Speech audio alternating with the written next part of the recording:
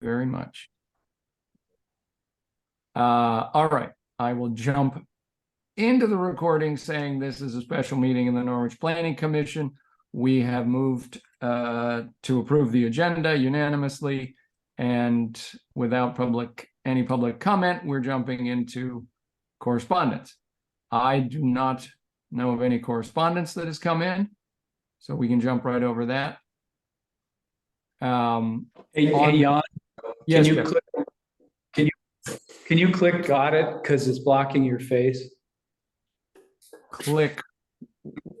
What do you want me It to do? says this meeting is being recorded, and there's a got it note that's come up that's Oh. blocking your face.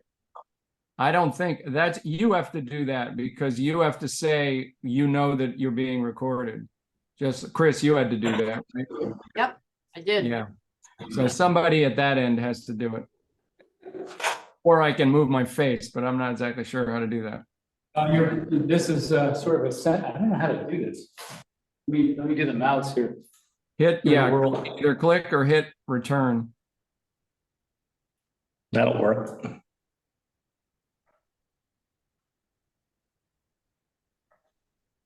Let's see.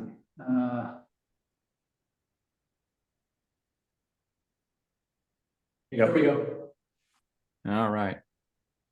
You got it? Got it. He's being recorded. All right. Jeff is now certified as vice technical person along with vice chair. Oh my gosh. The Titanic is going down. Congratulations. Okay, so the chair report, the only thing I have here is an update, maybe a partial update on digging into the digital files. And I have made some progress on that with Pam's help. And then some other things are harder to find and may not be found. But Pam went through the file structure in her planning and zoning folders. She sent me screenshots of lots of different folders. I pointed out 8 or 10 documents and said, send me these. And then I started reviewing those. And I found things like there was a block of stuff from 2012, one from 2017, and then some of the most recent are like 21 and 22. And it'll be things like the full Article 4 of the zoning regs from 2017 with edits in it, or going back a little farther, it's the Two Rivers comments, but those are from 2012.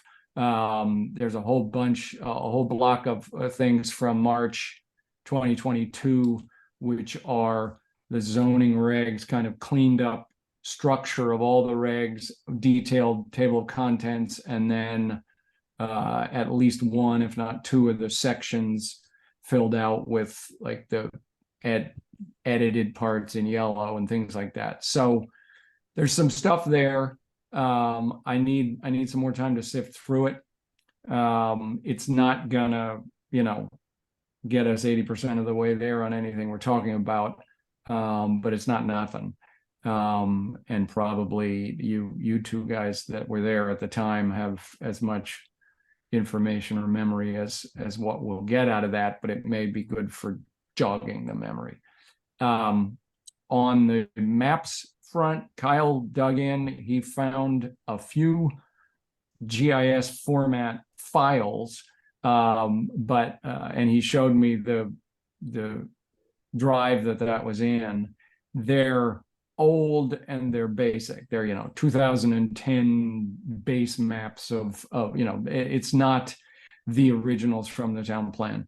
And I had a conversation with Marcia about this and with Brennan, and I think the short answer is we aren't going to get the original maps. Between the transition of people, which happened at the same time as the transition of computers, they had a consultant in that exchanged a whole bunch of computers all across the government. I think we're going to be in a position when we're ready to map again to contract with TROC to do it for us and make it clear to the select board that we need funding to do that mapping because it was not available from the history. So that's what I have on that topic. Jeff?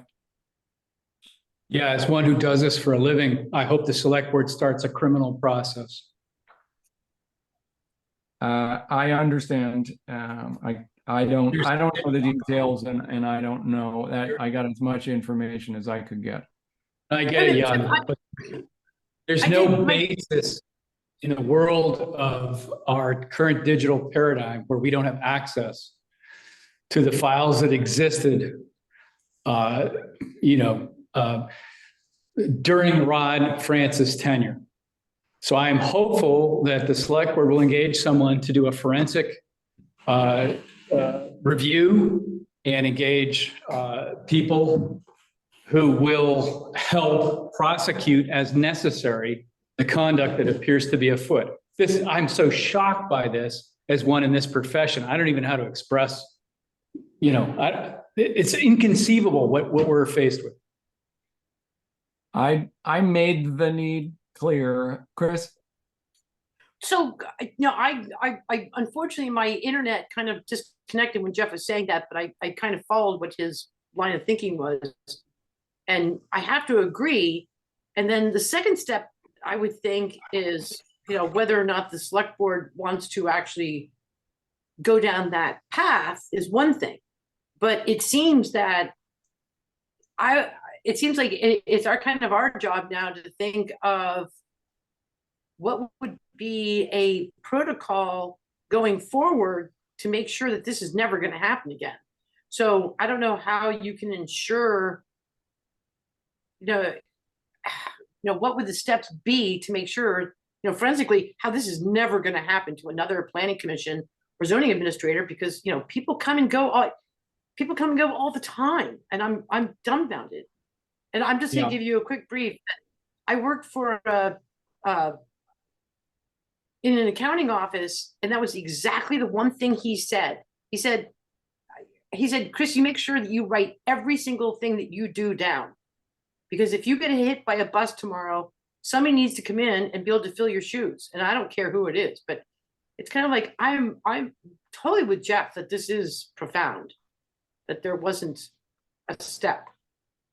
It is profound. I made that clear to both Marcia and to Brennan that both the extra work that it will take on our part and just the dissatisfaction with how how profound it's shocking. I pushed until I hit what was essentially an HR wall, I couldn't get farther, and that's I can't do more, but I agree with you that the select board can push it if they want to. Stu? Yeah, so let me understand. I'm not all that familiar with the subject. Is it in your thinking, is it the files that pre-existed from whatever period, whether it was during whatever period the files existed, that they are unavailable to us and that they could be available if somebody made some effort? What's the status?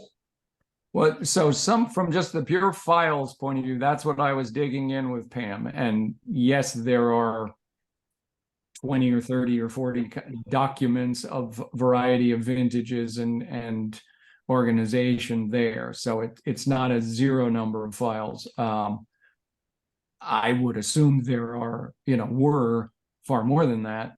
But that's what I was able to locate so far. So sorry, my question really was directed at Jeff because he's been around the block so many times and been a member and also a chair of the Planning Commission at some point. So have you any sense of the volume that should be made available to us? Yeah. And whether they are is it just a lack of interest on the part of the select board, or what's going on? I don't get it. I can't speak to the select board, but what I can say is that with our system, there are gigabytes and perhaps terabytes of information that should be readily available. And if we have so if the select board was interested in a forensic digital analysis, they would likely be able to recover it regardless of how much bleach bit somebody poured onto 30,000 emails and how many cell phones and other things somebody destructed. And I'm saying that just by virtue of what we're facing in this nation. Sitting here, there's no reason all of the information we had, our town plan, the digital files supporting our town plan, all of the records for each planning commission submission, the proposed zoning changes, every single bit should be available. And I'm assuming, by the way, it is my understanding that the town at some point, starting with Neil Fulton, created a digital paradigm in which the town manager was able to review every single person's email. Now, whether that's true or not, I don't know, but I've had police chiefs and staff members talk about the digital oversight that the overlords, the town managers have had since Neil Fulton started this process. I'm just shocked and horrified that the town does not have access to this information, thereby gutting the planning commission. And the only thing I can say is, in my business, this is a criminal issue. So You're not, and this is public. Yeah, in my business, in public, unless we're being bribed by China or something like that, it's still a criminal issue. Yeah, I mean, I understand all that, and I share your feeling. I have more things to review, but I don't think the fundamental situation is going to change based on what I'm going to look at, just of the things I haven't looked at, or digging a little deeper into what Pam can see. So, yes, Chris. So, Jan, I hate to sort of present this as a strategy, but I think the public has the right to know. And to me, I'm almost thinking that whether it be you or somebody else should stand during a public, when the select board has a meeting and they have it's not on the agenda, it should be brought up. And this is the kind of stuff I have no problem bringing. I mean, I certainly wouldn't bring up to the listener, which I would have otherwise if it wasn't if I wasn't a member of the planning commission. But I mean, I think the public needs to know that this is the kind of stuff that's going on. And so I almost think that if, I know you're talking to these guys and I'm sure they're sympathetic, but at the same time, I'm thinking, why not go to before the select board at their next meeting and say a public comment and have a statement from the planning commission? And so the public should know. I mean, if there were more people who cared to attend this meeting, they'd find out anyway. And that's what Jeff's point is. To Jeff's point, all these things are public records, and how it's gotten so whatever. I mean, again, miss something. That it's the public that has the right to know. It's not just us and the select board. Mm-hmm. Ernie? I'm trying to understand exactly what these files even could be. I mean, I know that in the late 80s or early 90s, the town was doing inventories of various kinds of resources. And, it was a big volunteer thing and so on. I mean, how do these files and maps get generated? I mean, how could they? That's the first thing I want to know, because I want to get an idea of the magnitude of what actually has been lost. I mean, like I said, I know some of this stuff was done 30 years ago, and when I was on the DRB, we would still be referring to some of those inventories, although they may have been updated and certainly and so on. I mean, to me, I mean, Jeff says this is criminal, and I'm not arguing at all. I'm just I'm being a little bit of I want to be kind of a part of the solution here. But I want to understand, how do documents like this is to be like deeds in the land use records being taken. From what I can tell, I mean, these are public documents that, how could anyone take them and then them not be returned? Which is the only way I could say that this has happened. Yeah, I am at a disadvantage. Just a second, Jeff. I mean, I'm at a disadvantage because I don't, in a sense, I don't have the background to know, just like what you just said, Ernie. Oh, we did an inventory in this time frame, or I can picture the daily activity of a planning and zoning office generate. And I mean, you go upstairs in the office, you'll see paper files, they're filing cabinets full of things. I don't know where the digital and the paper blend together. And so I'm at a disadvantage looking and kind of assessing what's there and what's not. Would you mind if like I and anybody else that wants to go in and take a look at some of that stuff too, since like I have yes, I would be perfectly fine with that, because as I said, you have more basis for comparison and understanding, what's missing based on what's expected. Because I mean, the ones we were doing 30 years ago were paper. So, they may have been digitized and so on, but at least we might still have some of the basic root stock of the files to work with, at least something. I don't know. I have to see. I mean, Pam might also know stuff that, if you're trying to, my job basically is asking questions. So, maybe I could figure out what the right questions are, and it might trigger her to tell us stuff. Again, I've asked her generically, but anything specific or anything with, I know this should be there. Can you help me find it? We'll go further in helping her dig it up. Jeff? Yeah, so Stu deferred to me in this context. So I understand what Ernie's saying, but we're talking about something different. So the Planning Commission, by majority vote, decided that it would, I'm not sure how to say this, empower Rod Francis to do all for the town plan, maps, language, et cetera. So the Planning Commission was presented with an up or down vote based on whatever staff member did. At the end of the day, that included maps, diagrams, text, and for the entire time that Rod is here, I don't see any conflict whatsoever in the context of, Rod published this, we have agendas, we have packets, all of that stuff should be instantly available so that when those maps come up, we can hand them over to Two Rivers and say, okay, now that we're going to re-engage someone else perhaps, now we can address our town plan. All of that data should be readily available. Certainly, yeah, go ahead, Chris, but the packets and minutes and so forth, I think, are not in question. Those are. Well, so I'm just going to back up what I had said and what Jeff just said. And I go back to, again, as a new member, I have no idea how it was when Upper Loveland was told that, yes, it was in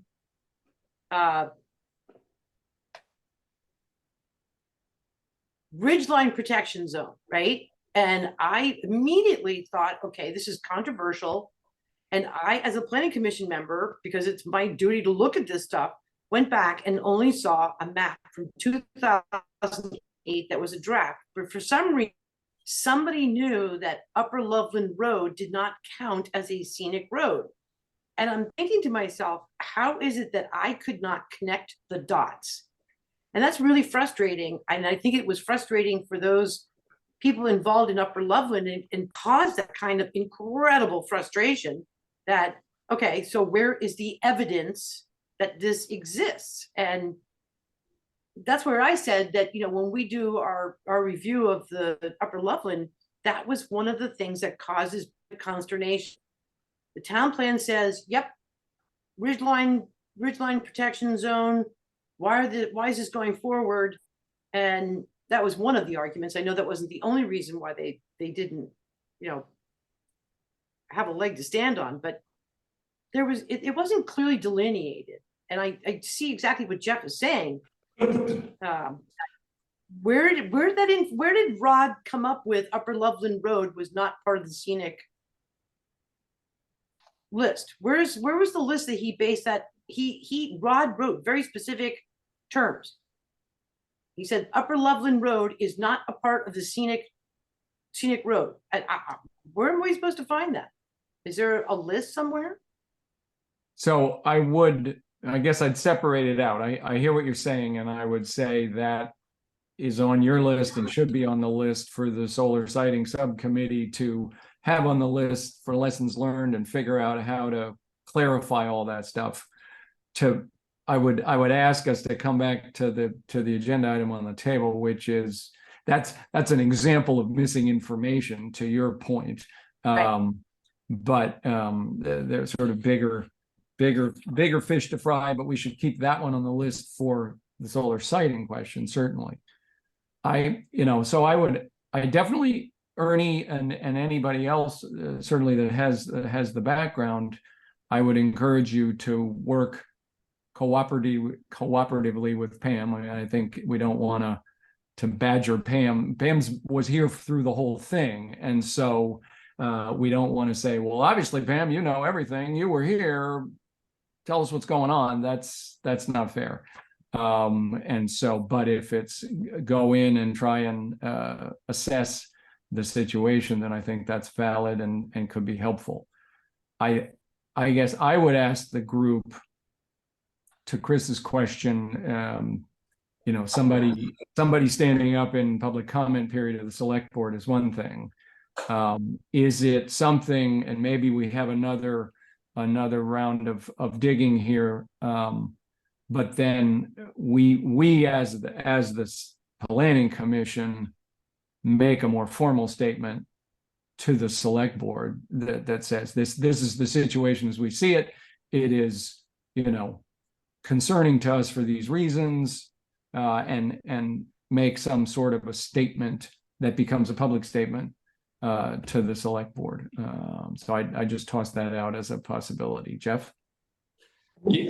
Yeah, so one quick comment, and then I want to defer to Stu. So when I asked the town of Hanover, the city of Lebanon, or the town of Hartford for project files and digital records, I get inundated with sometimes megabytes of information. It's immediately available. I don't know if we're talking, I don't know anything about project files of the ZA saying this subdivision, where are the plats that show the subdivision. I have no reason to believe that's not available. I haven't asked anything about that. I'm asking about maps for the town plan. They should be immediately available in megabyte format. I don't disagree on the original GIS files for the town plan. Stu? Yeah, so I'm finding this discussion to be very disturbing. I feel strongly that any information is public. It should be readily available. We have the Freedom of Information Act. We have other means of getting whatever it is that we think we need or want, and even the things that we don't necessarily need should be readily available. So I'm not sure what the best route to access the information that we need, and the information that is background information that we may not need now, but that we might need some other time.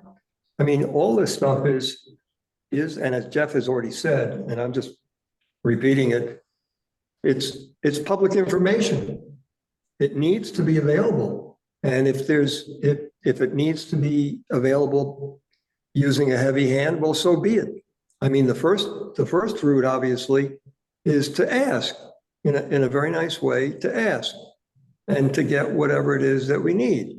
However, if we can't get the result that we're looking for, and there are guys sitting at this table here who have a very good idea of what it is that's important, and that should be a first resort, and that should first be revealed, then, I mean, we take it from there.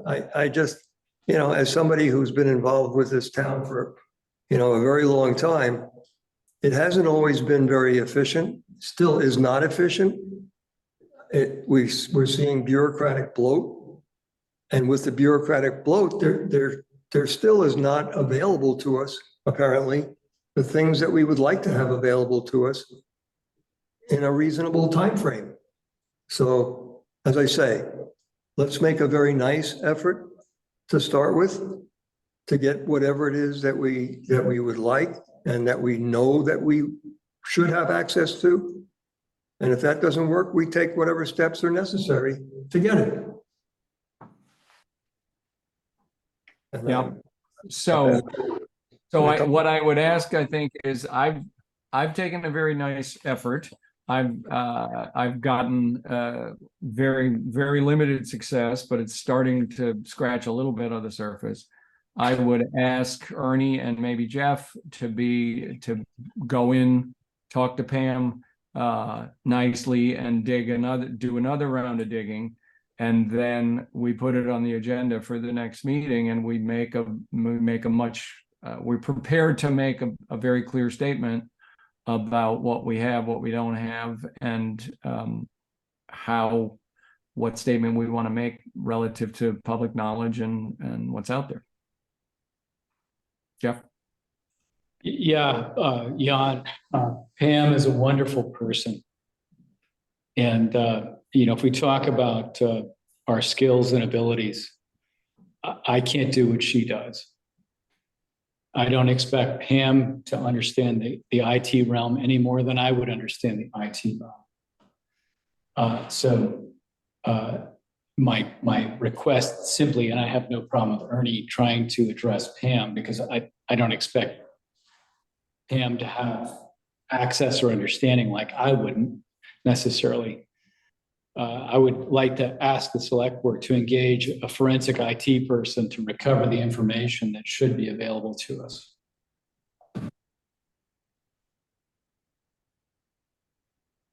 Are we prepared? I don't feel like we're quite at that stage yet. I would rather dig a little bit more before we turn the corner to ask for that. What do other people feel about the status? Ernie? I'd wait a little bit on asking for that until we have an idea of what's missing. And we can sort of do that by the process of elimination in a way. I mean, if, we were to ask Jeff, what would you expect to find? And if we don't find it, at least something that resembles it, we would probably have a good argument that it's missing and it shouldn't be. Yeah, I mean, Jan, I want to see all the maps in the town plan. Where are they? Yeah, exactly. I'm totally with Jeff. That's Amen. Yeah. So that one I don't think Ernie's going to find. The pushback that I got was the maps. Rod did the maps himself for the town plan, and we can't find the maps. That is, that's as far as I got. So it's time for the forensic person and the police chief to get involved. that's That's how I see it. Chris? Question? I'm sorry, my internet connection is so bad. It keeps going in and out. So sorry about that. So I just from experience in this town, and I know how overwhelmed the select board is currently. I think that we're going to be chasing our tails if we don't become more active in this. And it could take us, if we're only meeting ever, the problem is these meetings only happen ever so often, right? So if we wait till the next meeting, then what happens? And then we wait till the next meeting. And it's not that we're not being nice, Ernie. I totally get what you're saying. And what anybody is saying is being nice. It's not a question of being nice. It's just, we don't have to, I'm not even saying it's being mean. It's saying we all have work to do. And if the town manager walked out and kept the select board from information, they would be in just as much trouble. So it's kind of like they would do the same thing for the select board. So I'm not quite sure. It should be made aware to the public that there isn't a protocol for information to be readily available for all public officials through any transition of any time. And we have been going through the transition of so many town managers, so many heads of departments. If this should be a red flag for the town in general, because we just went, we're now switching to a new police chief, and the list just keeps going on.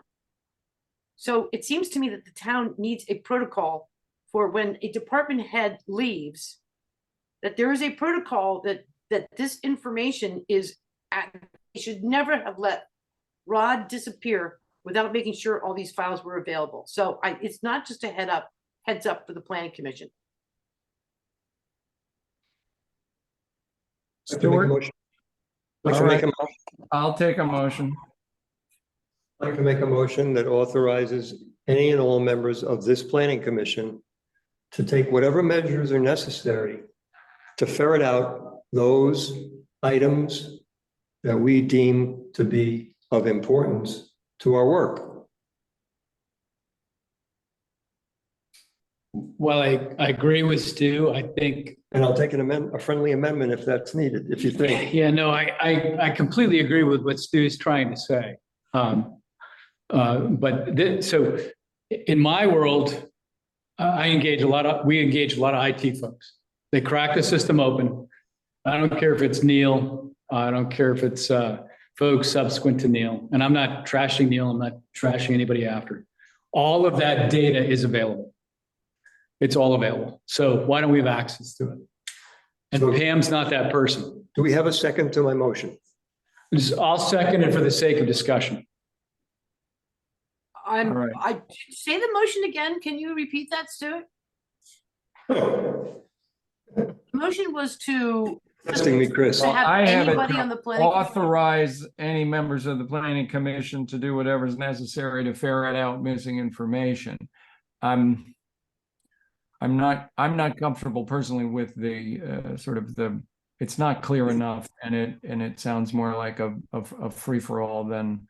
Would you like to wordsmith it a little bit? Jan? Well, I guess I'm wondering. I'm leaning more towards a concrete message from the planning commission to the select board that says two things. One, we don't have the information to do our job.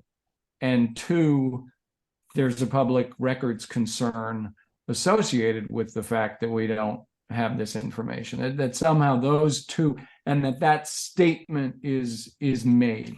That to me seems like the next That's a good thing. motion. That's a good motion. I'll withdraw my motion if you're willing to make your motion, and I'll second it. I'll withdraw too. So I think what the planning commission is trying to say to the select board is the records that should exist for us, for the public, are not available. You need to take whatever action is necessary to provide that information for our use. Throw the ball into their court. The planning commission requests that the select board take whatever action is required to locate and make available the public records required by the planning commission I'll second that one. to its job. Is it a motion? Yeah, I'll make that motion. And I'll withdraw mine. So Okay, you're, Stu, seconding what Jan just said? I made the motion that Jan just said. I don't think we need a motion. I think consensus is fine. yeah, But- to take, we are formally requesting the select board to take whatever action is required to locate and make accessible the planning and zoning files required that are necessary for the planning commission to do their job. Yeah. So Jan, As I an would- example, the maps, the original maps of the town plan. Yeah, I would say all planning and zoning files, for example, the maps of the town plan. And, I'd say the town plan and the maps of the town plan. But all planning and zoning files should be made available easily. So is that a motion, Jan, that we can vote on? Either that or the consensus statement. Or a statement that we can agree to? The planning commission formally asks the select board to take whatever action is required to locate and make available all planning and zoning files necessary for the PC to do its job, including town plan related zoning reg drafts and original maps associated with the town plan. And to do public- so as and quickly as public record. possible. Put in a time frame, please. And to do so as quickly as possible. I mean, we don't want to wait 2 years to get it. Is there somewhere in there, Jan, that you actually said something that this is the public's right, the right of public documents? I missed that. It's You not just us, you it's got the- warbled, Chris, but I think the point, when I started, I made 2 points. One was we need the work, we need the files to do our job. And then the second was to flag a public records concern. So I Okay, think okay. we haven't said the second one yet. The second one is something like, it should be noted that that the records in question are public documents, and it is perfectly reasonable to expect that these would be available upon request to any member of the public. Something that flags Right. that separately.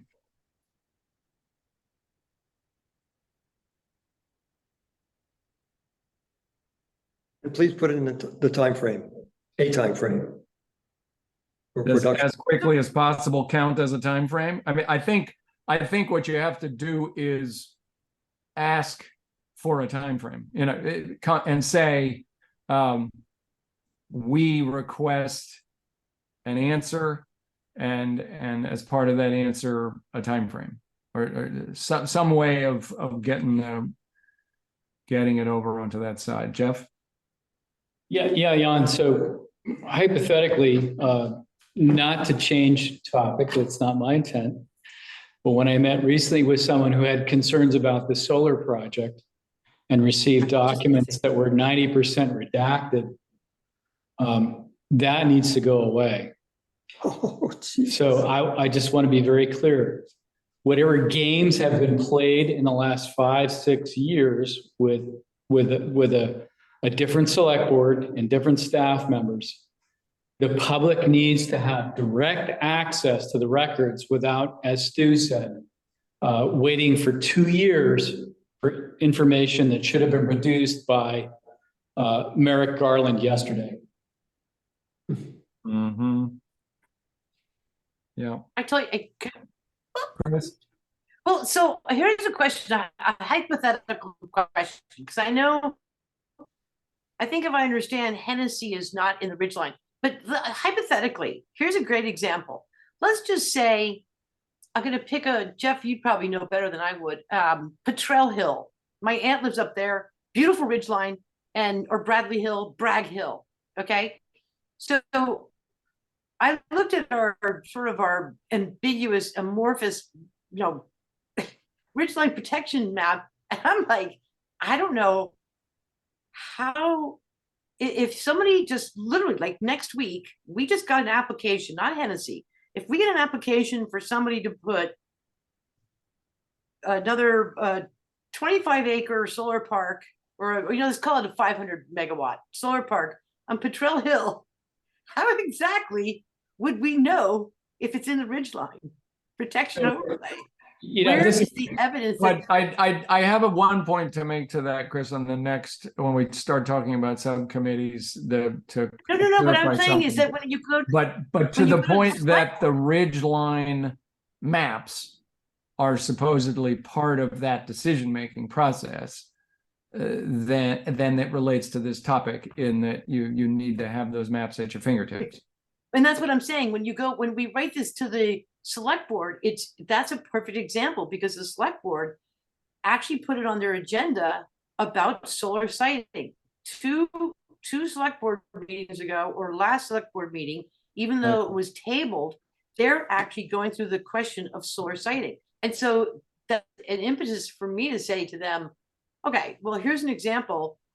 They also have to review solar siting.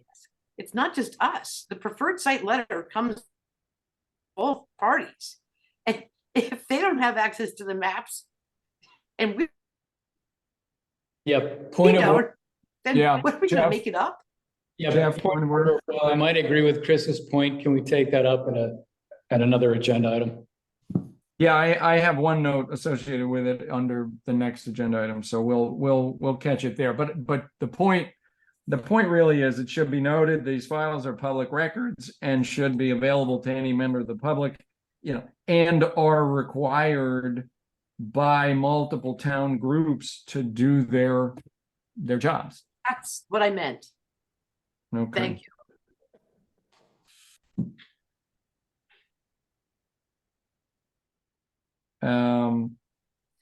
So do we have a final statement, Jan? I'm working, let's see. So the planning commission formally asks the select board to take whatever actions are required to locate and make available all planning and zoning files associated with the town plan. Planning and zoning files, can we leave it at planning and zoning files? Yes, John, all planning and zoning files. Yes, Thank you. yes, yes. Yeah, just leave it there.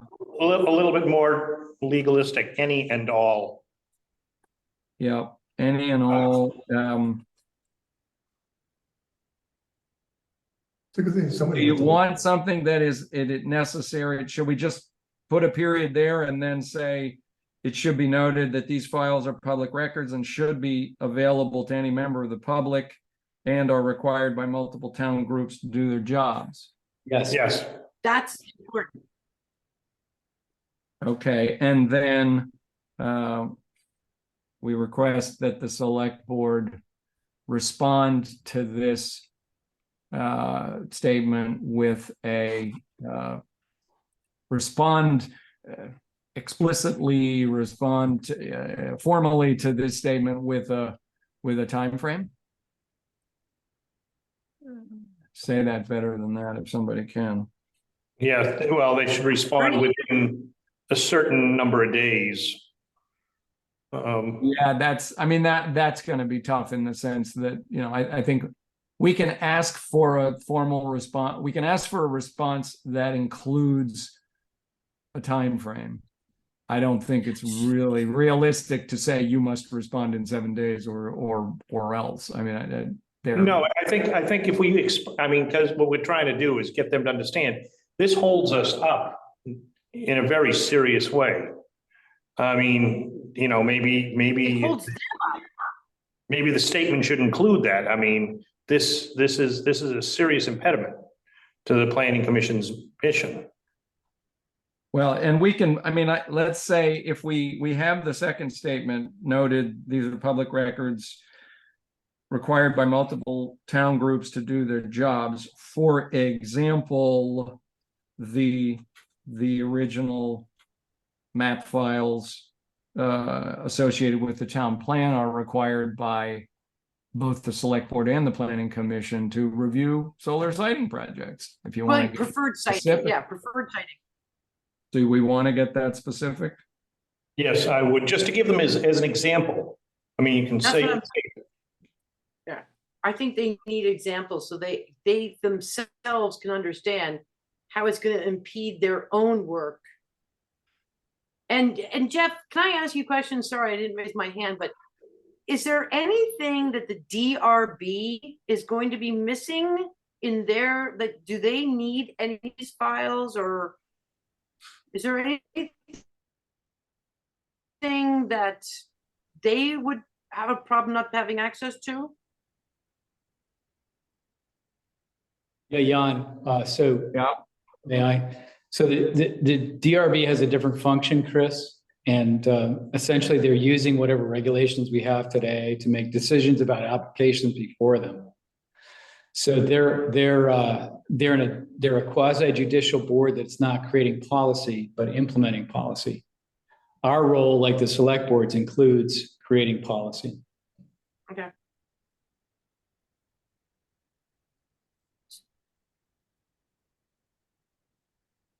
Yeah, like I said, relative to project files, I think that I've no reason to believe that there's any limitation or loss or lack of the project files associated with a given zoning application. Chris? So this is, when I think about the way the select board's gonna handle this, is I realize it's really the town manager, and I know they are supposed to manage the town manager, so when we're requesting them to expedite this, or whatever the verbiage is going to be that we can put in there, it's not gonna be them doing it. They're going to turn to the town manager and just say, you know, if I understand correctly, the town manager oversees the zoning administrator anyway, so it's kind of like, I know we have to go, the protocol is us to go through the select board, but they're just gonna turn on and tell Brennan to, you know, open up those files. I'm not worried about when the select board meets or not. We could send this to them now, and, you know, in their first meeting, they could say, okay, we're charging Brennan to dig deep. They could, something. we can't, us sending it to Brennan wouldn't do any good. Jeff? No, I wasn't suggesting to send it to Brennan. It's gonna, Right. the protocol is we have to go through the select board. And so he's the one who's gonna do it, so, Mhm. no. Jeff? Yeah. Maybe what I'm saying is not true. I don't know. But hypothetically, when I have staff members, including police chiefs, public works folks, and other staff members saying that the town manager is the eye in the sky that scrutinizes their emails, if that is true, and I can't confirm that because I've never had access to it, although I've had a number of folks say that's the case, why isn't every select board member able to do the same? Because without that ability, there is no supervision over the town manager's, what's the right word? I'm not even sure tyranny best describes what has been going on in this town. So, and look, I'm outing a secret. I don't want to digress. I don't want to get out that far but I want us to ask for what we need to do our job. And then as public citizens to ask for whatever should be, you know, we have a perspective on a public records issue that we're bringing to people's attention, and we're trying to do work as a planning commission. I think those are the things I'd like to focus on. Stuart? Let's agree on the statement and move on. Okay, let me read it through once more. Shorter and pithier is always better. The Planning Commission formally asks the Select Board to take whatever actions are required to locate and make available all planning and zoning files. Any and all planning and zoning files, period. It should be noted that these files are public records and should be available to any member of the public and are required by multiple town groups to do their jobs. For example, the original GIS map files from the 2020 town plan are required to be used in preferred siting reviews by both the Select Board and the Planning Commission. Good one. All right, I take that as consensus of the group. We can call it a unanimous motion or a consensus of the group. Yes. All right, well, Yes. we throw that on top of what we want to talk about later in terms of zoning administrator and staff. We're gonna, and then we gotta sort of move into how we get along with town groups. including the select board, but it doesn't mean we're not gonna do our job. Okay.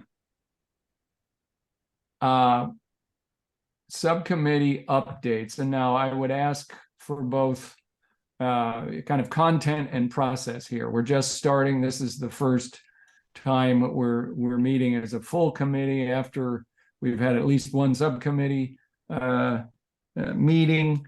So it's perfectly fine to talk about how we want to do this, what comes back to the full board. I would set the expectation that board members read subcommittee minutes when they come out. When Pam sends them out, I would say that it should be expected that planning commission members read those. So we don't need to go through them again in a meeting. So that's one thing. But so I would put that on the table. And then Stuart, I know you had a meeting of the newly named land use committee, so maybe we can use that as an example. Yeah, so just a word about the minutes being a day late. That's unfortunate that Vince was unfamiliar with the open meeting law, and he interpreted. I think Bob, you mean? Hey, was at the meeting. Oh, I'm sorry, yes, Bob, absolutely. Vince is not a member of the subcommittee. So yes, Bob, thank you. But he thought that 5 days was to be interpreted as 5 working days rather than 5 calendar days. So Yeah. he filed it a day late, but in the future, I'm sure he will comply with the open meeting law. So it's a work in progress, essentially, is what's happening. Yeah. With respect, Jeff, did you have a point of order to that? Just a point of order. So can the planning commission acknowledge an open meeting law violation and desire to correct it? It's Yeah, all. so we can just acknowledge that. I will put it in the minutes to say we acknowledge that was a day late. That is, here was a specific error, and it has been remedied. Thank you, Stu. Okay. How So- about I think we're also supposed to say it will never happen again. I think there's a Well, whole, we will Something- we will do our utmost to have it not happen again. Yes. well, So what about how do you see the kind of the content or the results of that first meeting, Stuart? So I was going to come to that. I just want to, as a side note here, we have a letter from the former town manager, Herb Durfee, who apologized for various infractions of the open meeting law as a result of Mr. Deckert's violations, which were egregious and numerous. He apologized profusely and then proceeded to continue along the same path. So I don't mean to dismiss the fact that we're apologizing and that we're going to make a correction and that we're not going to do it in the future. I just want to note that actions will speak louder than words. Agreed, and that's what we're gonna do. So I think Yeah, so- let's just go So now, forward. as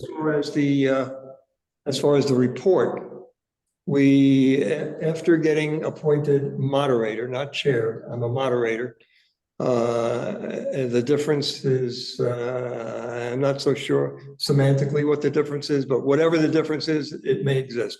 So as a moderator, we agreed that our next meeting coming up this Thursday, and you can look at the agenda, will be to discuss the section 1 and section 2, land use 2.1 to 2.8. That's the essential achievement or what we hope to address.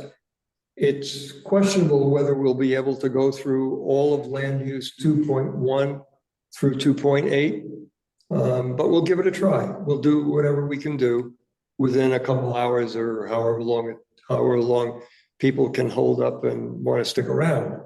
So we're not supposed to be drinking either Ernie, during the meeting. So Well, that's why you had to move it from the Norwich Inn to the Historical Society.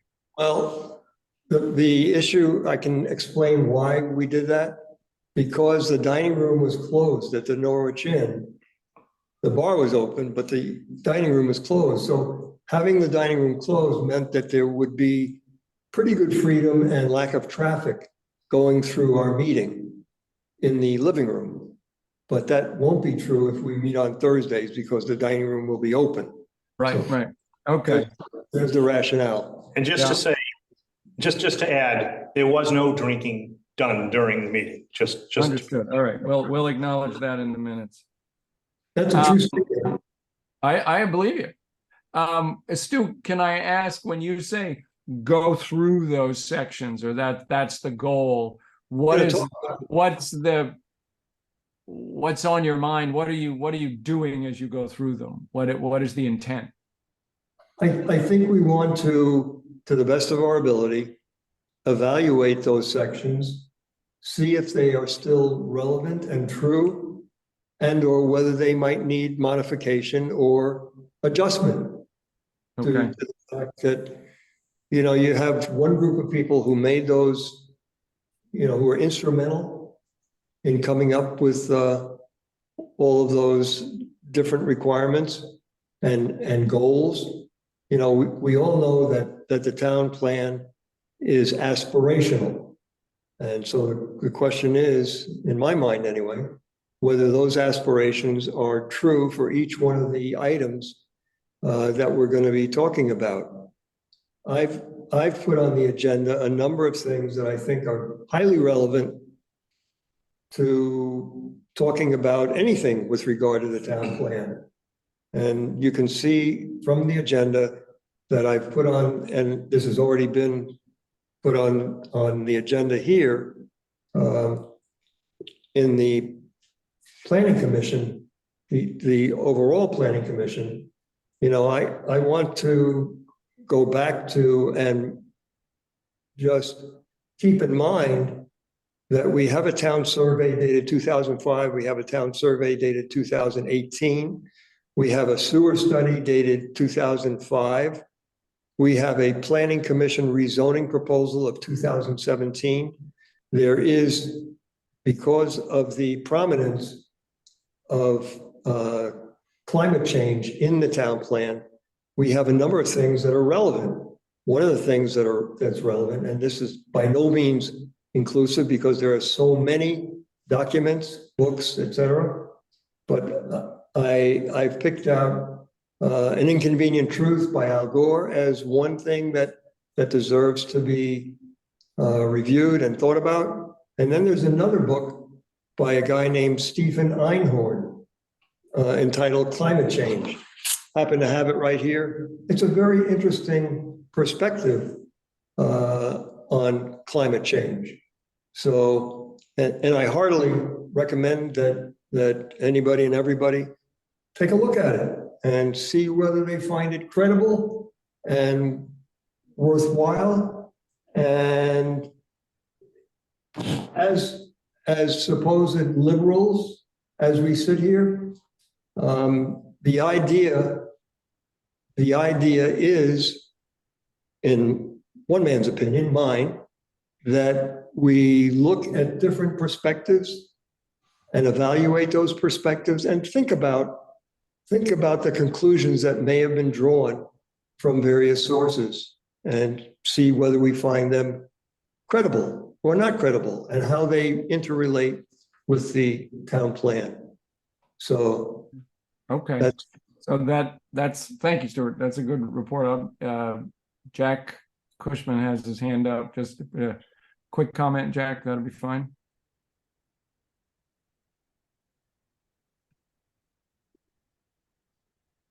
I don't know if I need to do anything to help you out, Jack. Did you? you have to unmute. Yeah, You have him on mute? I don't. Jack, are you muted? I can't hear him. So I believe that I am now unmuted. now you're unmuted. Thank you. Go ahead, Jack. I'm sorry for being all thumbs. At first, I'd like to just ask the chair, I do have a few very short remarks to make about what Stuart just said, but I would be happy to wait till the end of the meeting if that's the protocol. However, if you could spare me 30 seconds to a minute and a half now, I'd appreciate it because it looks like a long meeting.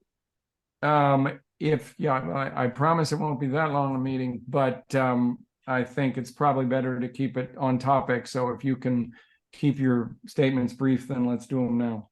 Okay, I will give myself 90 seconds to say that I was somewhere between bemused and appalled to see that we would suggest that any one or another book, be it the old book that won Al Gore's Nobel Prize or the new book by somebody who is not at all involved in climate policy, should be borne in mind as we address our land use regulations. In my opinion, the documents that are appropriate for us to consider are those such as the Vermont Climate Assessment, a state document done under peer review and not a document written by somebody whose other book is a joke book of business jokes called If You Try to Please Everybody, You're Going to Lose Your Ass. So that's this gentleman's other book. And I don't think we need to re-argue the science of climate change with reference to denialist literature. Thank you. That's all I have to say at the moment. All right. Thank you, Jack. I do think it's a useful comment, and I guess I would ask, and I don't want to dive into the subcommittee's work right now, because that's your job. But I would certainly want us to stay focused. We're going to have this conversation on the solar siting committee, I'm sure. We will want to stay focused on that which relates to our job, which is town plan and zoning regs and so forth, not the science of something or an unrelated topic. So just to keep that in mind, but I'd like to leave that to the subcommittee for right now. Chris? Stuart, in your group, again, this is only a request, and I don't know if you guys are willing to do it, but I mean, I'm hoping in our subcommittee that we might be thinking about doing this. If you guys are reviewing chapters of the town plan, and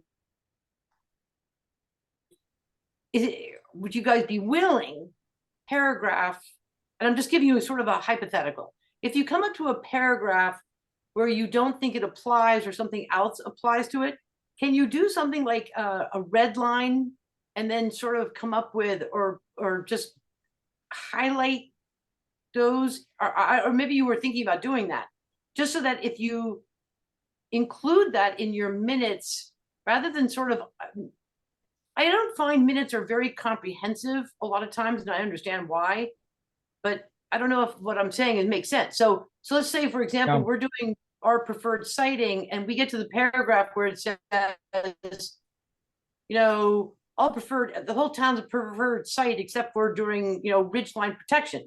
And to us, if that's going to be the paragraph that we're going to really focus on, just redline it and then make notes so that we can add it to our minutes package. I don't know if that's I mean, let me say something more general, Chris, because I think it's a very important point as we start this work, and it's what I was looking for in some of the planning and zoning files, and what I found to a very limited degree, but I did find a couple where it was, what I would like to create is it's a copy of the plan, the town plan, a copy of the zoning regs, and a copy of the subdivision regs that are annotated in excruciating detail, so that each section, each sentence is flagged with, we had this comment from so-and-so, we had this thought that was brought up at a subcommittee. And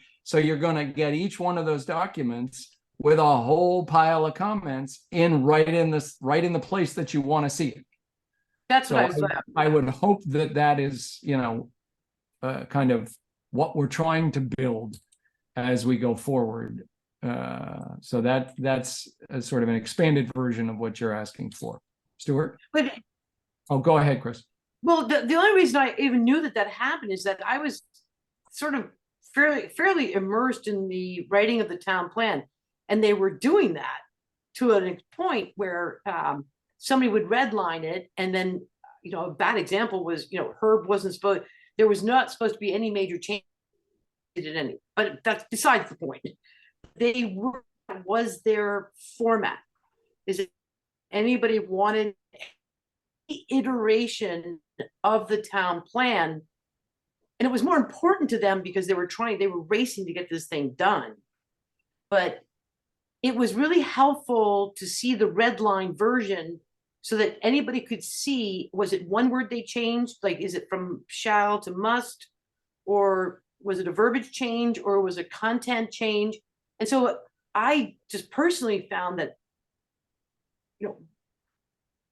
that in itself was a good process. Yeah. During that time. Yeah. Recovery. I agree. And I think we want to figure out what tools to use and what process to use, and we're going to break it into sections, but that is a good goal. Stuart? So the protocol is fairly involved. We sit on a subcommittee. The subcommittee is going to make recommendations. The recommendations will go to the planning commission. The planning commission will either approve or not approve the recommendations that have been made by the subcommittee. And then it goes to the select board, who will either approve or not approve those things. So it's a fairly detailed and involved process.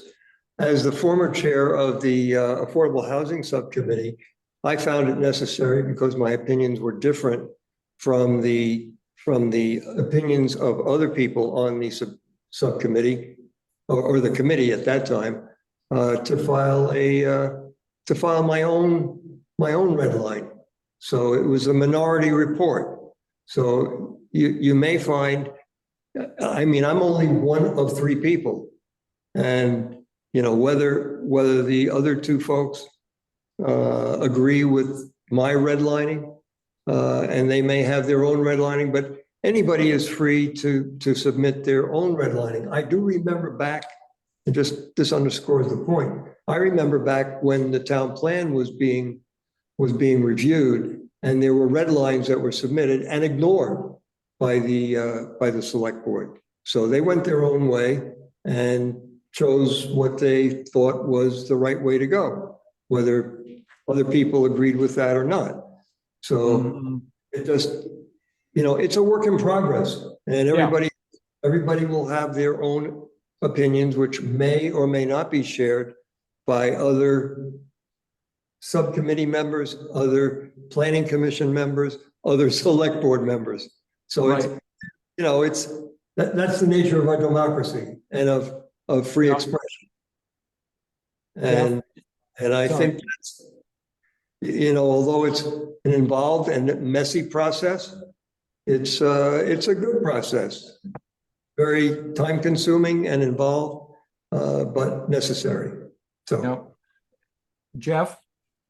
Yeah, so agree or disagree with what Stu offered and whether Al Gore created the internet.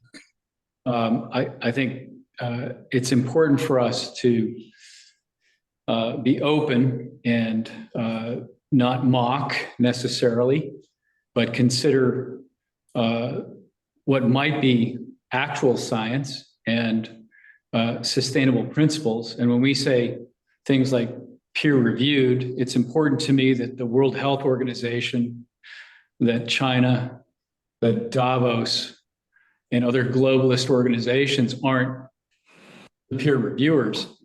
For instance, shutting down folks that might be real doctors and scientists for things like the Barrington Declaration, among other things. So I think all of this political hogwash, and I'm trying to find nice words to describe the stuff that is being splattered about us, is subsidiary to what are the sustainable principles that this town wants to engage in relative to our community. you got it. Bottom line is, what does it mean to be sustainable instead of all this political heifer dust?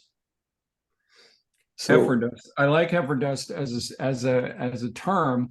So I would ask, let me just park it here. I don't want us to get bogged down, certainly not right now, on which books we're using and which references we're using. I think as a principle, I would ask that we are as explicit as possible about our assumptions and our sources. And so that if we say we are assuming that Marcia made a statement at the beginning of the select board meeting about the Tracy Hall conversation, where she said, we take it as an agreed upon point that climate change is real and that it matters, and that we're going to stipulate that essentially, and then have a discussion based on it. Whether or not you agree with the point or not, if you can get them explicit and written down and know what you're basing the conversation on, will be in a better place. So I would ask for that as a guideline, but I will have plenty of chance to dive into this as we go forward. I just wanted to put a couple things about the solar siting on the table, and Chris can chime in, and Ernie too. So we haven't met yet. We'll meet Thursday afternoon, day after tomorrow. And it's Zoom only, so anybody that wants to join us, the agenda was just came out today. I wanted to clarify something, and it's not related to the subcommittee, but it does get to the kind of the short-term question around preferred siting, and what can you do with the town plan we have in hand.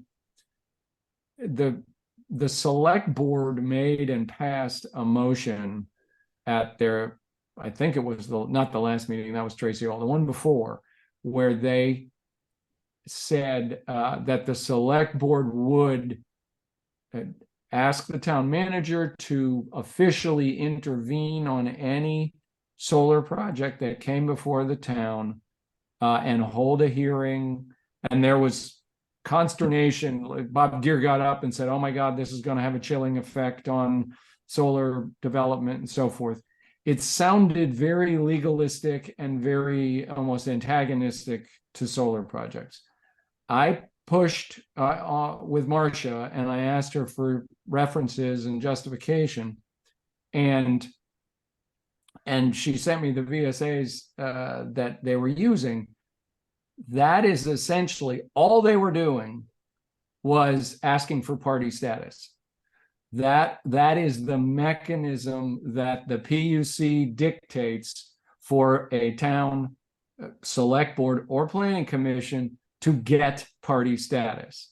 So if, and Chris and Ernie for the subcommittee, I would put this in your heads, if we want something we can do immediately, which is what the select board did, it is perfectly valid to say the planning commission wants to have party status on all solar projects in town. It's not antagonistic. It is a participatory request. There were certainly plenty of comments during the Upper Loveland discussion about how we should have done that. We should have had party status. That's a logical thing to do to get your foot in the door and be a party to the conversation. So anyway, it was a very useful realization for me that what the select board did was not anti-solar legalese. It was the logistics of getting party status. Stuart? So in our work, I like to look at facts and who has generated facts and what the documentation is. So and I don't like somebody being dismissed for whatever reason when that person cites facts and he starts to talk about government statistics. So when you talk about, for just as an example, a 2% rise in global temperature over the last 100 years, and the the federal statistics that have been produced document that.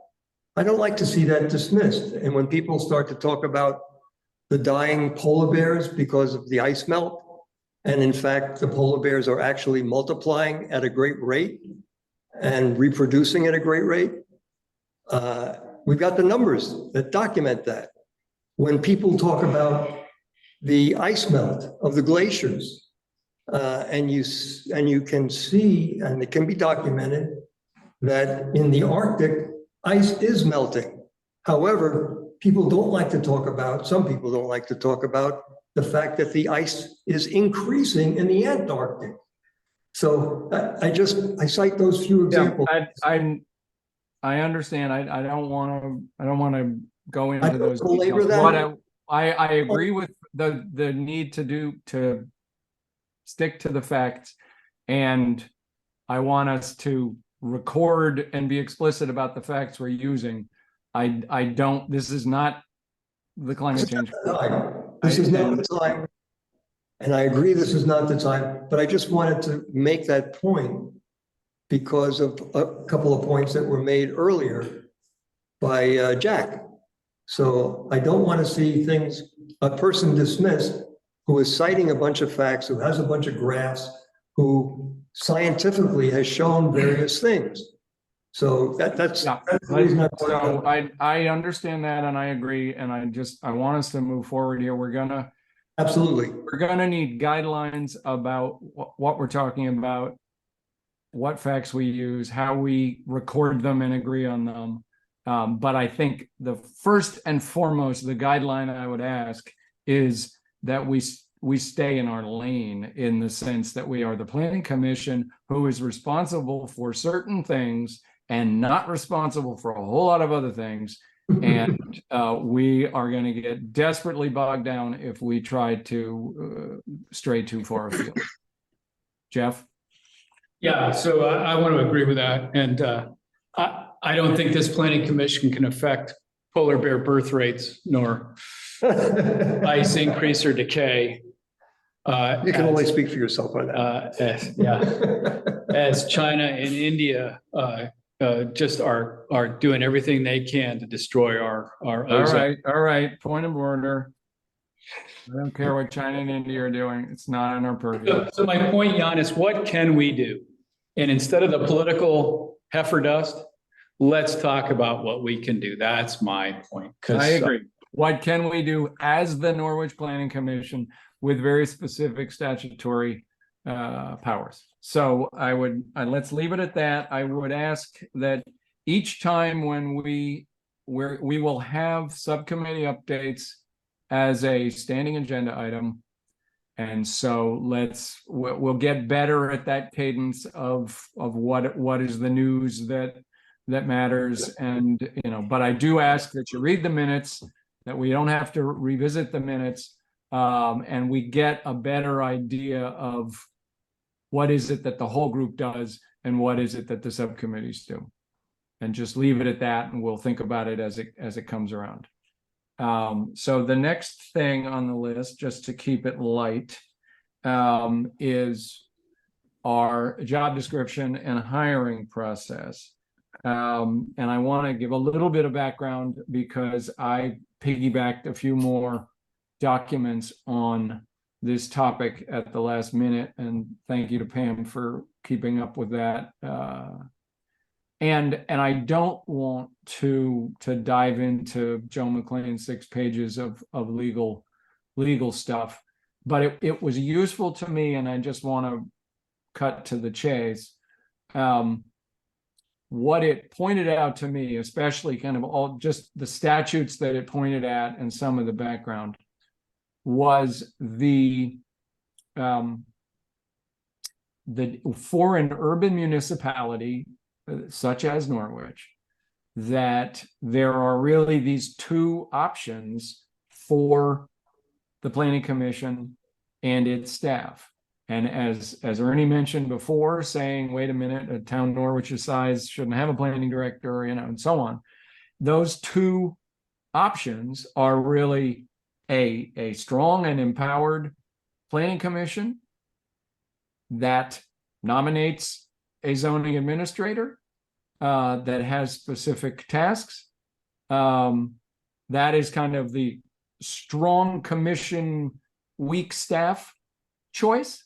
And then there is a second optional choice, which is really the select boards to choose in the final word, but that is strong staff, planning department with a planning director and potentially other staff, a planning department budget. So a planning department and a weak commission all the way down to advisory council, they call it.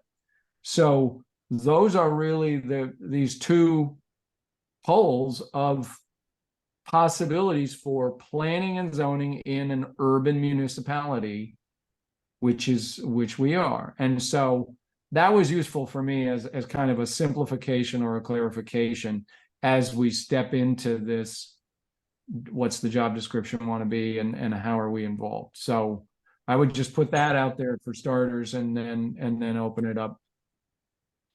Jeff, and then Ernie. Yeah, so I mean, I agree, Jan, and I have a lot to say about that, but I'm wondering if it might be constructive to embrace another subcommittee that doesn't have to last more than 2 to 4 weeks, frankly, to look at the job description, because what I've seen from the town has morphed and without planning commission consideration per se. But I don't necessarily think we have to go through the details of the job description. Right. I'm wondering if we can't say, okay, these 2-3 people, can we figure out how best to do this? But it's all a function of what you said, which is my entire paradigm, my entire relationship with this community, my entire life, other than the last 5 years, 2018 to now, has been in accordance with the law. The Planning Commission has an active role, and something different that has been thrust on the community with what Ernie has described as a top-down approach from the select board to staff in these recent years. And now that we have what I think is a publicly engaged, open meeting approach with the select board today, and a desire to get back to public engagement, I think we're back on the path of what we've historically been, which is a planning commission that has an active role in this community because we live in this community, we care about this community, and we're not trying to engage folks like the Canadian firm Stantec to help us deal with flood recovery stuff. Amen. International. Ernie and then Chris. Is this the appropriate time to actually give my actual opinion about which way we should go? Because Well, I think it would be useful for starters for this group. We said early on when we got together that we wanted to be a working commission, an active group of people doing the work. So I think it would be useful if we just confirmed of those two things that I just spit out that said, no, I'm just this asking. group wants to be a strong. I'm just asking if I don't take the meeting off in the wrong direction. That's all. No, that is, I think we start with that and then that rolls. And I think Jeff's idea is not a bad one to say, if we can give guidance to a subcommittee, we don't need to edit job descriptions here, but I think we can give guidance to a smaller group. Yeah, I don't even know if we need a subcommittee for this really, but I just want to say that my opinion is that, the planning director, the title planning director, just in and of itself, forgetting that it's got some statutory definition as well. I think even just including that as loosely as a title is the wrong way for us to go with the whoever's going to administer and assist the planning commission. I really, really would object to even thinking about a planning director and any of the what did you call it? The strong, Yeah, weak it's, weak planning commission. I mean, from what I understand, I don't even think we even need a planning commission. It's strictly a hired, private professional, planning director and planning staff, all of which is hired professionals, don't have to come from the town, aren't volunteers, none of that stuff. And I don't recall seeing in the statute that the planning commission it has a role. If it does, as you said, I think it sound, so you said something. it's called the Advisory Planning Council. That's useless. I mean, the planning director, this is more sort of double speak that I see lots of in Vermont's government. A 2,500, calling 2,500 people or anything even remotely, as small as that, urban is idiotic. Just simply, it's absurd. And what it is it's an entree to allow the disengagement of the citizens in the towns, and a way to sort of have the role, the policy and governance taken over by private interests that will do what they want, which is what we've kind of had ever since we took on a town manager. I mean, we basically have, this is just an extension of the town manager privatization of town government. And it doesn't help us at all. It causes expense, it causes taxes to rise, just to look at a simple thing. But it also opens up the town, for instance, to, if you have a planning director who answers to the town manager, he doesn't answer to the select board, he answers to the town manager. The select board might pick him or her, but a planning director pretty much will do what the town manager wants. And town manager does not respond to the select board either. They are only chosen, and they have to sort of, the concept, the statute's wicked simple. It only says that just because they serve at the pleasure of the select board doesn't mean that they actually have to do what the select board says, because the select board can't fire them unless in its contract with them, they have built into it, telling the town manager what can be directly, what they can be terminated for. And that's the only way to end their. For cause. For cause. No, the for cause has to be very carefully delineated in the contract. And so far, this town has refused to put that in any town manager. So we have town managers that have no control. Can I ask, Ernie, I want to stick to the planning commission. Yes, I will get back to that. I'm just saying, when you have a town, when your top person doesn't have to listen to the select board, his subordinates don't have to listen to the select board. And that's the problem with the planning director approach to a so-called 2,500 people urban municipality. At one point, I've talked to several select board members, and they've agreed that, we may start having to consider a charter change. More than consider it, we probably need a charter change if we want to have any control over where this town is actually going to be. And this is something that the planning commission will have something to say about too, because it will have, having a charter change will reinforce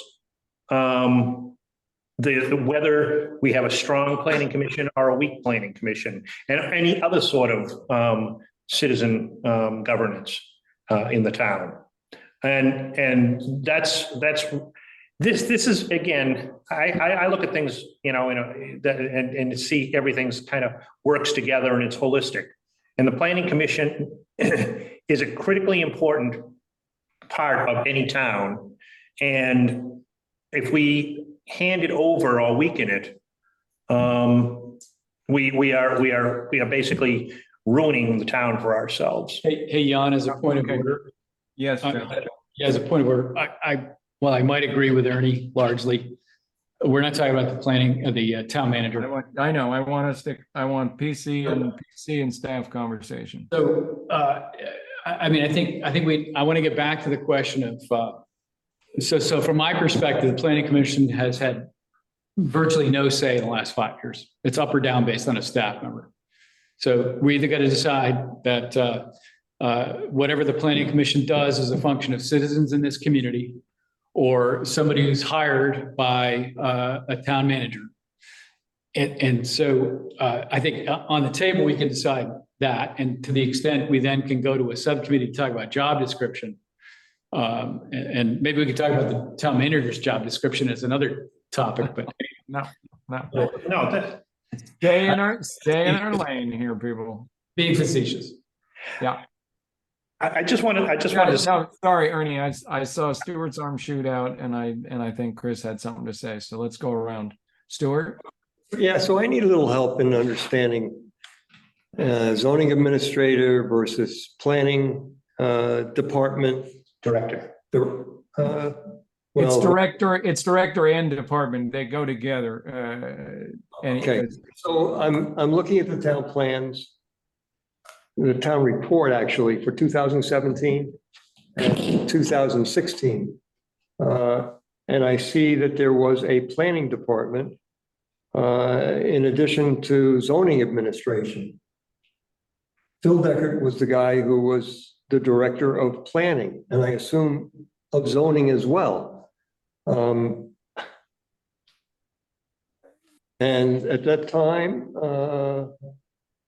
let's see, I think Jeff may have been the head of the planning commission, might have been, or in one of them.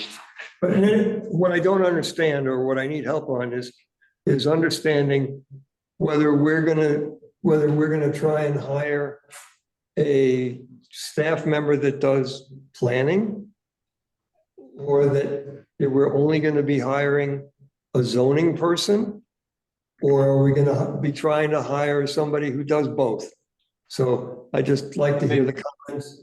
I think that is the central question on the table, is whether we're hiring the planning director is in the job title that's currently on the website. Zoning administrator is what we talked about before as proposing to possibly change that. So that is, my point in the introduction is that those two go together with strong and weak respectively planning commissions, and that has statutory basis to it, or those two options. Chris? So, I may be confused about this, but can I just ask a question? Who actually authored the job description, the zoning administrator? Was that authored by somebody or some like Ernie and? Jeff, that goes back to you, and then Ernie worked on it too, is that But I'm not true? finished with my question. Can you just Go just ahead. say who Yeah, authored? So I did with Ernie's input. Okay, Chris, go ahead. Okay, so so my point is that I thought that at least 2 or 3 meetings ago, we had already as a group done that, because we had already had this discussion that we wanted this planning commission to be more robust and to not go with a staff heavy planning and zoning. And I appreciate what Marcia did, but it's kind of like, we already had this discussion. And my second comment, so such a stupid comment to make about that small, but the only thing I didn't like about that resume, or not the resume, but the job description, is seeing ZA all over the place. Was kind of like, if you could just sort of get rid of so many ZAs. It's like, I don't know. It was. I actually noticed that as well, that somehow it To me, I'm like, if I'm reading that job rubbed description, you. it just Yeah. kind of was like too many ZAs in there. And that is minor. I like the job description. But can I also make my second point is a testament to this question And what our discussion is about is the letter that we're about to send to the select board. Is that when you are staff heavy and the planning commission isn't involved, we're now in a problem where a heavy staff has kept us from information. So it's kind of like we've already answered, we're going around in full circle, because when we had a heavy staff, we've now got a serious situation that staff member has walked away with all the relevant information. So if the planning commission had been more involved and hands-on, and there was a good relationship between the staff and the planning commission, we might not be in the same position we're in now. And that's, again, it seems to be a testament to our original conversation in the beginning of this meeting. Yeah. That's it. Yeah, okay, thank you, Chris. Jeff? And That's Ernie first. Ernie All first. right, Ernie and then Jeff. And then I agree, just Chris, to paraphrase, yes, we had this conversation. The thing that was useful for me was just that statement that in the statutes, it talks about advisory planning council. It makes it very clear that planning director goes with weak commission and zoning administrator goes with a, as you put it, robust commission. And I think we are in agreement that we want to be a robust commission. Ernie? Amen. And I just want to, first, I want to say two things, originally only one. First thing I want to say is I am really glad that Chris is on this commission, because she picked up on a really good point of what happens when you have a heavy, I don't want to say anything pejoratives. So we have a strong staff. We are now in the problem, strong staff. Well, for whatever reason, whether it's malicious or it's just stupidity, we don't have what we need now. It's not there. If it's in the hand, if that material had all been in the hands of the planning commission, who's going to take that stuff home with them and then forget they've got it, move away, whatever? You know, it couldn't have gone missing if it was in the hands of a planning commission, which is also has the advantage of being multiple people, so you have a whole lot of backup and so on and so forth. Again, another reason in favor of a strong planning commission, and so on. Part of what I was getting at is because we still have the thing up on the web that says a planning director.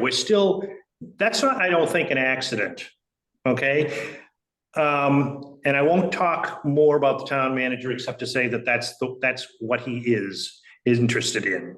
That's what his former job was. I know that from really good sources, which I can get into later, another time. Point is, we don't want a planning director and we don't want a planning department. We are that. This is a small town and everything should be, it gets rid of any sort of sense of democracy when you get rid of volunteers and you get rid of the people that are living in the town, that are familiar with it. And I, for one, would hate to lose this being a town and you know, just because the statutes sort of want to encourage the towns to all turn into little cities doesn't mean it's a good statute and it's a good idea. I mean, there's the statute, the Vermont legislature is one of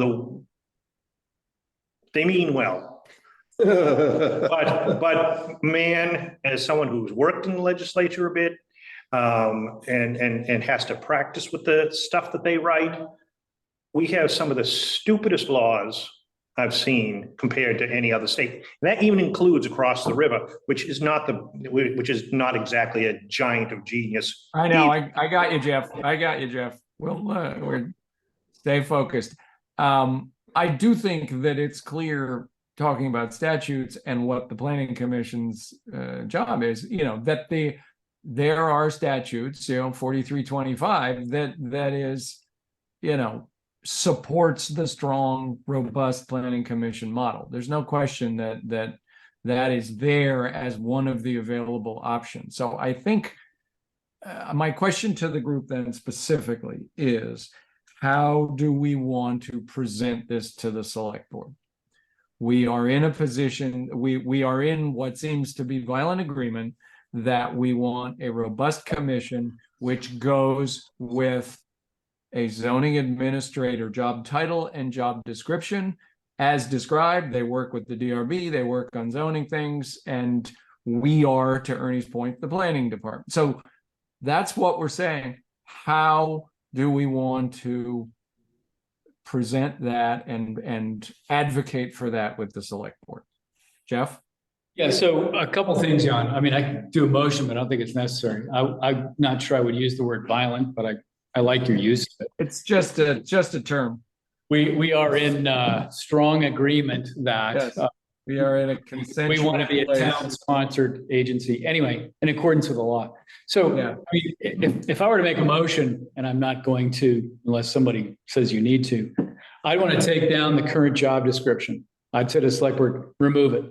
I would say to the planning commission, give us a couple of weeks, maybe a month, we'll come up with a different job description. And then I would say, in the context of that subcommittee's work, we want to address the select board about how the planning commission is engaged in accordance with the law going forward for hiring and so forth. So, Mike, I've been involved with this commission since around 1990, mostly. And when I hear a town manager, and this is me trying to be polite, say, I'm going to get somebody from the historic district and the recreation council and so forth to hire a planning and zoning person, I understand we're being subverted and thwarted. And so let's get back to a place where we have an active role in actually looking at resumes. And this is what happened with Aaron. I don't know Aaron, but basically we had a planning commission chair who said, this is the person who's been picked in Dorset. And when Ernie and I said, we don't know what his credentials are, we don't know who he is, and then we were attacked because we were not allowed to be a part of the hiring and firing process. In 40 years of business practice and more than 15,000 projects, I've never heard of something this insane.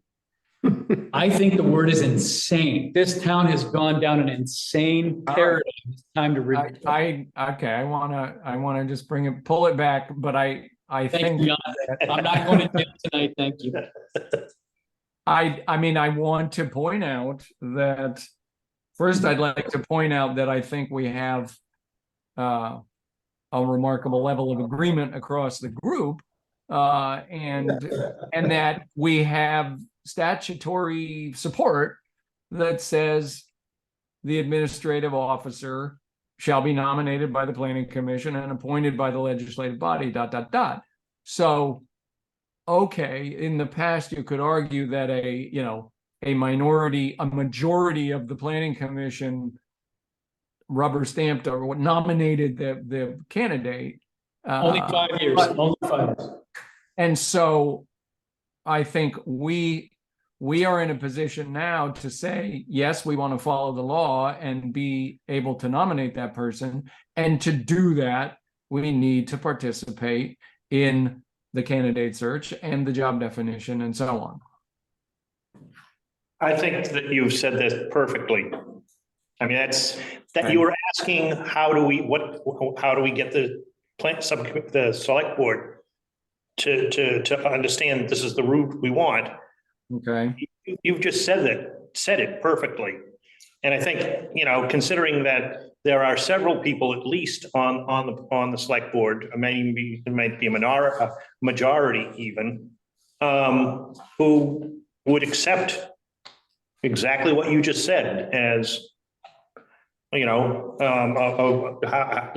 we want to do this. So, Jan, So is it valid? Go ahead, Jeff. I mean, I'm asking for crafting because I think it is perfectly valid for us to make a statement that says this planning commission is a consensus around the desire for a strong planning commission and go ahead, Jeff.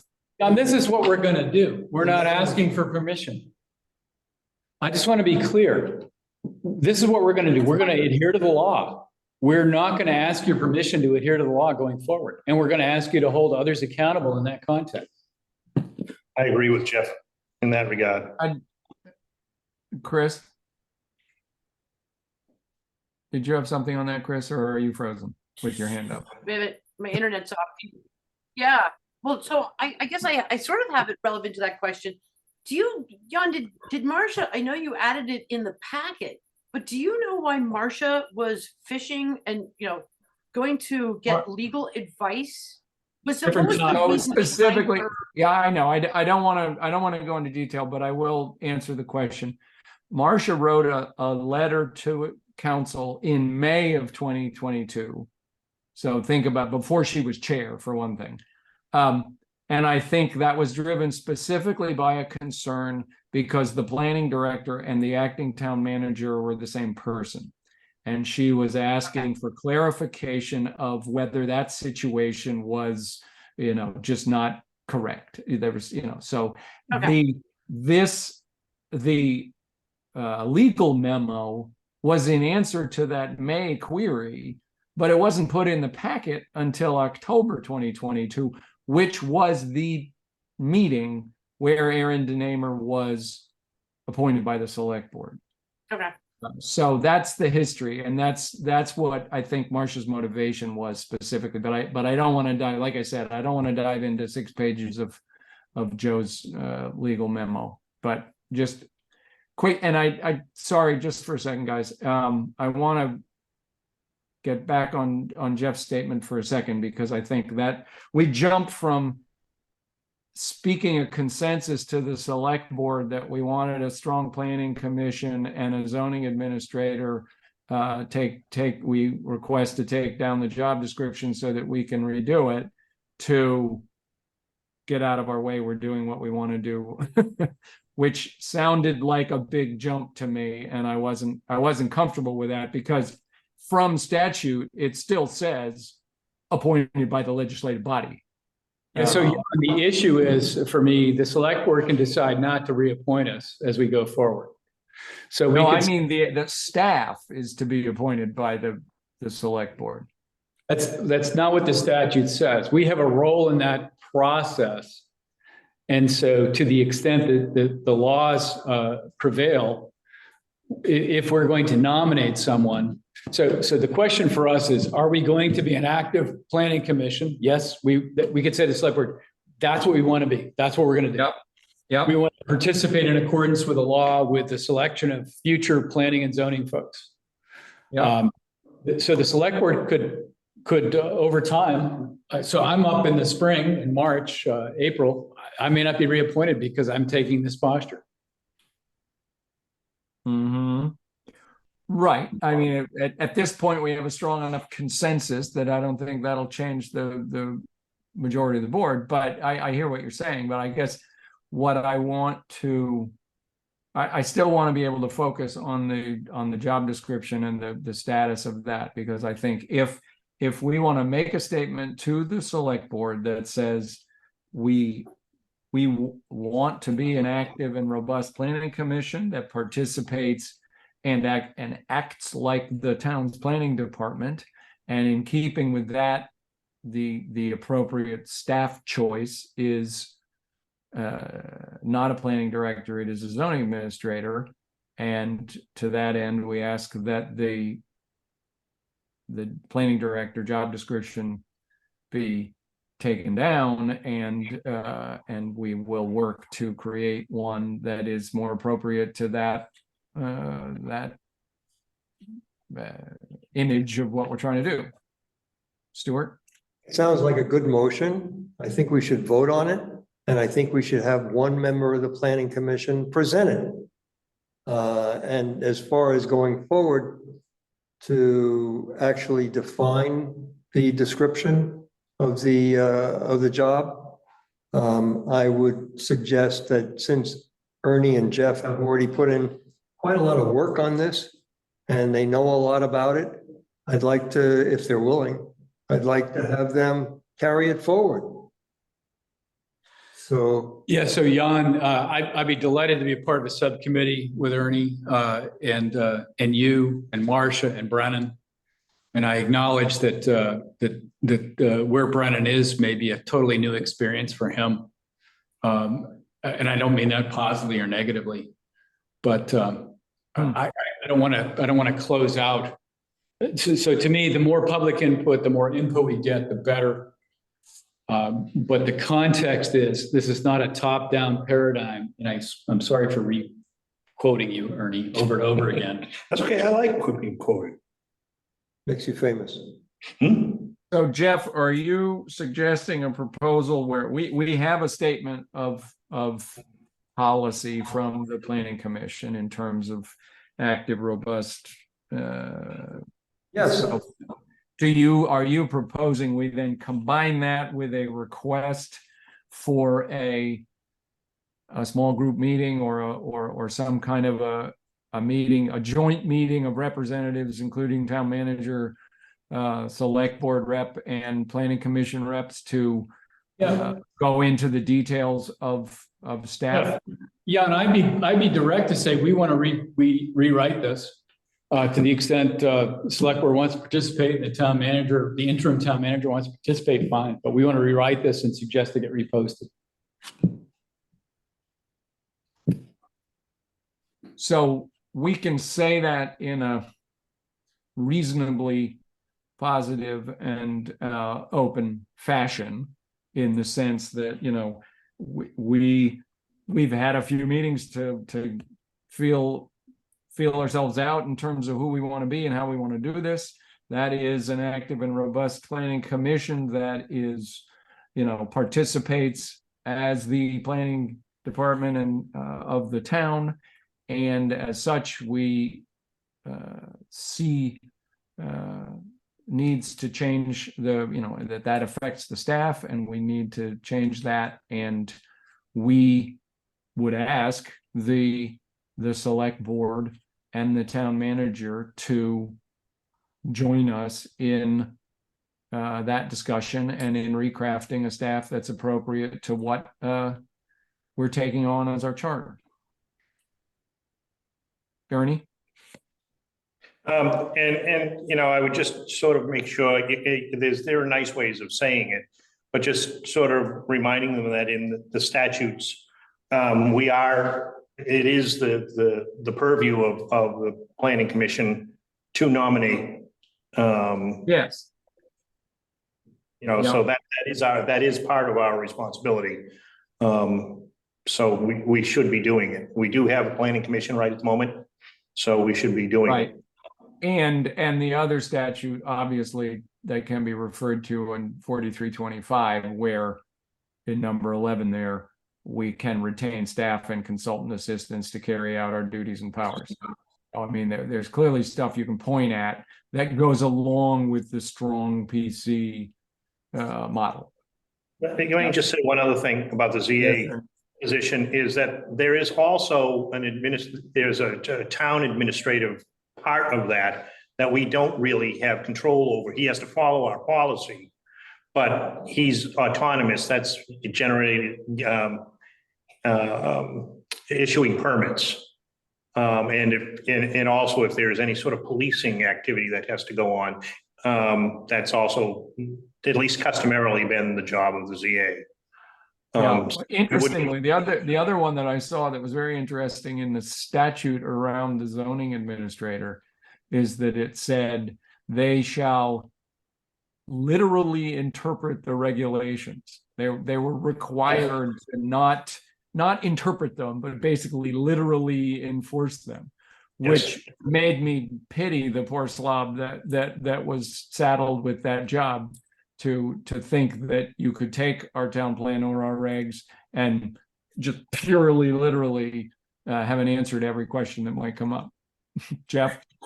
Yeah, I think both Rod and Phil have done a good job in that regard, because what you just said is the critical role and of that, and why I want to reframe the job description. So from my standpoint, Jan, we're at the end of the meeting again. And I'm wondering if there's a way to bring closure, kick everything forward to the next meeting, because we're at 2 hours, and how to do that. Are we in a position to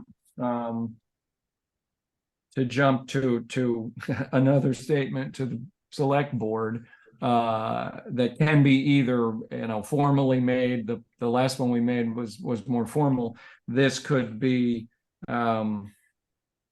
something that I take to the chair of the select board, and I can talk about how to do it. But that statement, we want to be, this is what this planning commission wants to play as a role. We believe that goes along with a change in the posted job description, and we ask the town manager's office and the select board to join us in recrafting that job description. I mean, I think if we can agree to that, then we can start the ball rolling with the select board, and then we're in a position at our next meeting to hopefully say, oh, okay, we've got Brennan and somebody from the select board that are going to sit down with us and talk about it. Ernie? Yeah, one thing, when we say change, actually, we're sort of resetting back to the way things had been. I didn't know, until, Stuart just pointed it out, that somebody had snuck in the fact that we had a planning director, whatever it was, 2017 or sometime before that. No one ever referred to him as anything other than ZA, or zoning administrator.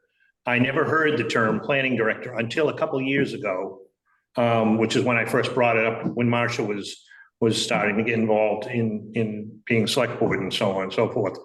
And which might have been why it might have been the trigger to that letter you were talking about in May of 2022. Oh. So I think it's important to remember that this town has done very well with the zoning administrator form, with a strong planning commission and a zoning administrator. And, I wouldn't call anything Phil Decker did being a weak staff. But I think, I think that we did a lot better before we started thinking that before we got someone starting to act like that the staff was actually the dominant influence in how the town was doing all the work, planning and so on and so forth. Yeah. Can I, Jeff, and then Chris, and then let's try and wrap it up. Yeah, and I think we can proceed in two dual tracks. I think you can approach Marshall with what you said, but I think we can also, maybe it's you, me, and Ernie to talk about the job description, and then find a way to end this meeting. Okay, so I think, is it the consensus of the group that I can take what we've stated here, that statement to Marcia first, and then Brennan essentially to follow through on it. This is the planning commission's desire, and this is how it relates to staff. Chris? So I think we should be very clear about the title, and we've talked about this before, and I have just a hunch that at the time they were trying to hire somebody like Rod, by looking at the Condrey and doing trying to offer more money and attract a more, I don't know, career-oriented, whatever, they had to up these titles. They've done it with Miranda. We've had so many examples where the select board just suddenly throws a new title in so that they can go up on the step and grade program. And Yeah. I have a very strong feeling that they thought Rod was such a great candidate that in order to up his salary to $160,000, they had to give him a different title. So I think that's the one thing we need to emphasize is the title. If they're concerned that they're not going to get somebody as good as they think they need to get with just the zoning administrator title, that may concern them. So I think we got to be really careful how we we put them in if we put them in that kind of position, they're gonna say, well, we might not get the kind of person we want. Well, but And I so- think you're right, though. That's the title is important. The title is in statute. I mean, it says ZAO all over the place in it has its own, section that is the appointment and powers of administrative officer, and that administrative is ZAO. So I think we use the title as the explicit marker of the paradigm we're asking for. That is Right, but they're very also simple. Yeah, they're gonna try and want to attract the right person by being able to offer them their step and grade program. So I think that's what. but our they're point gonna be is kind of- the right person is a more junior person. We don't want a senior planning director, pay him lots of money and he'll take over for you. We want an administrator. We want a ZA. Right, So and that's we what- want them lower on the step grade. We want them, so that's who we want to attract. And we'll save the town money. Theoretically, it should be cheaper. All right, Ernie, quickly. I think I think what Chris is bringing up is an important point. And I think Marcia might be, okay with what we're going after. But I do think that something that is very concerning in this town is what I'm going to call qualifications creep, certification creep. I mean, I think if somebody walked in and said, I'll take the job, but I got a PhD and I need to get paid for it, somebody might think that that's a great person to have. Doesn't matter that, that's not what we need. I mean, I don't know how we're getting to these 150. I don't know what Rod brought that, Phil Decker could do with half that value price, half that wage. I don't know even what the wages were, but I mean, if, somebody just said $150,000 for Rod. Why? So I think our point, all we can do, and again, we're going to say this over and over again as we try to keep our heads from exploding, is to put the blinders on, to focus on our sphere of influence. We are saying we're the planning commission. This is how we see ourselves operating in the coming year, and this is what it means for staff. And we would like to talk about that. Motion to adjourn. That is our, there's a motion on the table. But anyway, so the group has empowered me to have that conversation with Marcia. That's what I'm hearing. And I think I'm just looking at the agenda, Jeff. A So public, on the work plan, the only piece I have to say, and I'll pause your motion to adjourn just for a second. I'm continuing to talk with other town groups. I've now gone all the way around DRB, listers, Conservation Commission, and so forth, and just sent them a note saying, we're soliciting input. We'll get back to you. And I have had universally positive, oh, that's great. Really glad you're doing this. I'm talking to Patrick Bradley, in a few days, new chair of the DRB. So anyway, just so you're aware that that's happening, and it's purely open and asking for interaction and contact. So I will continue with that if there are no objections.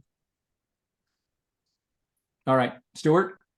So I'm hoping that we have a statement similar to what you have made already that you can express to both Marcia and to the interim town manager. My understanding that you have a statement and we're giving you the authority to go forward in a very strong way to make our position clear. That is my understanding. The statement is this planning commission sees itself as a strong and active participatory board that follows the model of the planning commission as listed in statute. that it's appropriate to have a zoning administrator titled staff to go along with that. And we want to talk about how to implement that. So to support us, not the other way around, Right, staff. which is the way. Staff in the true sense of the word, not not to lead with a council advising. Yeah, I just wanted to make that particular Yep. point clear. So Jan, acknowledging What? if there's public comment, please ask for it. Otherwise, I make my motion to adjourn again. Can I just Okay. wait one second? Can I just add one word that it was very clear in the lawyer's response to Marcia, and I think it's a really important thing, is collaboration. That it's not like the planning commission is in control or the ZA is in control. The word collaboration seemed really important to me, Yeah. and Yeah. no, Ernie, was that a no? No, Ernie was shaking his head. I wasn't sure if he was saying no. Well, and that's certainly the message that I'm trying to give to the other groups. The planning commission is open for business. We want to be a strong planning commission that takes input and works collaboratively with all other town groups. And that's how we want to do business. And staff works for the residents. That's the message, and we want to promote that message and implement it. All right. Motion to adjourn. Second to that motion. Second. All Second. those- All those in favor? Thank you all. I will, If I said no, what happens? Do I just stay on the You'd meeting by myself? be outvoted and you could hang out on Zoom. And Jeff knows how to turn it off, so. then I'm we gonna need- unplug you because Vince is gonna come in and do it tomorrow. Ernie, if you have notes, Ernie, feel free to send them to me. I think I have pretty good notes. So I'll Okay, try. good, because my notes, I've been trying to actually like pay attention, so. All right, I'll run with it. I think I have good enough notes, but it's, You can ask anyways. If you have questions, ask me, and I mean, okay. Yeah, if I want clarification to say, wait a minute, what did we say here? All right. Thank you all. We you're gonna will, get a plug- you're gonna get a plug pulled. all right, he's pulling it. Good night. Hi.